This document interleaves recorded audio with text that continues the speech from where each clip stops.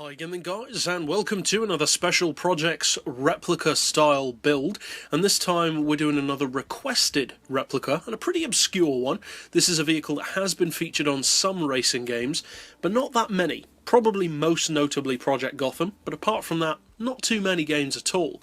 Now the car is the Dodge Viper, or the SRT Viper as they're now calling it on Gran Turismo, and the particular version is called the Carbon Edition, and it's a lot lighter than the normal Viper SRT-10 and significantly more powerful. Now, as far as the visuals on this particular model, there's no real need to go over to the visual upgrade garage for it because it's quite a simple look to achieve. You want to go for the carbon bonnet, which of course we'll touch on in the tune setup in just a second, but apart from that, you want to go for a black and white paint job, or in effect black and carbon, but obviously you can't select carbon as a colour. So for the wheels, as far as I could see, the closest rims to the actual car's wheels are the PD P525 rims. They're a 5-spoke, quite a chunky design, and I've painted those in ebony, which is pretty much the darkest non-matte black that you can get. That comes from Jaguar. And we've also fitted the body kit on the car, primarily for the chin splitter. You don't really need the winglets on the front bumper, but of course they just come with it. And then for the paint colour, obviously you want it in white. You want it in a slightly cream / off-white. It's not a pure white that the car's finished in. The white that I've gone for is from Honda, and it's called Championship White. It's got a little bit of a cream to it, and that's basically the colour that you want. There are, of course, though, a lot of different whites to go for, so just pick whichever you see fit. So that's basically it for the visuals. I've painted the brakes ebony as well, and so now let's go to the mechanical setup. Now this particular build is first and foremost really designed for fun rather than necessarily racing. You can race it if you want to, but it's not designed for that. Now I've gone for sports soft tyres because of course it is relatively speaking more of a street based build, even though it's a concept version really. I've gone for racing brakes, but you don't have to do that. As far as suspension, we've got the ride height on 110, front and rear. Springs on 1025 and 1125. The dampers and anti-roll I've left on 3, all round.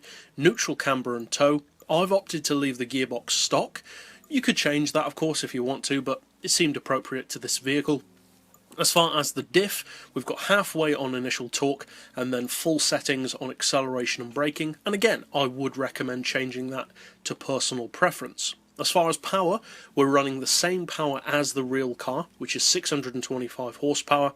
Now to get that, I would recommend an oil change, then your stage 1 engine tune and your sports cat along with intake tuning, and then reduce the power down to 94.4%. Then as far as the weight, which as we said is significantly better than the normal Viper, you want your stage 1 weight reduction with that carbon fibre bonnet, and then add 87 kilos of ballast, which brings you up to the actual weight of the real car, which is 1,474 kilos.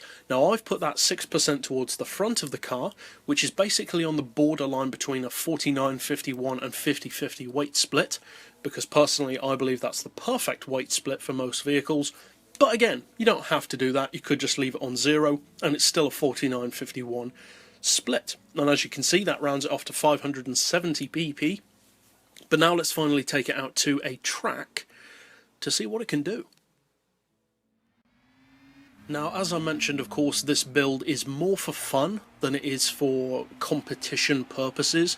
You could race it if you wanted to, but that's not really what it's designed for. Overall, the handling is a little bit slipperier than you'd probably expect compared to many of my other builds, but that kind of suits the car, the style of the vehicle. It's more fun, it's more playful. You can tighten up the settings if you want it to be more of a pure track machine, but I've opted not to because I wanted to keep that fun factor relatively high. It's not as slippery as something like a Shelby 1000 Mustang or a Hellcat Charger, but it is not a total pure track car. It's kind of in between the two. So if you do decide to use this build, obviously I hope you find it fun first and foremost.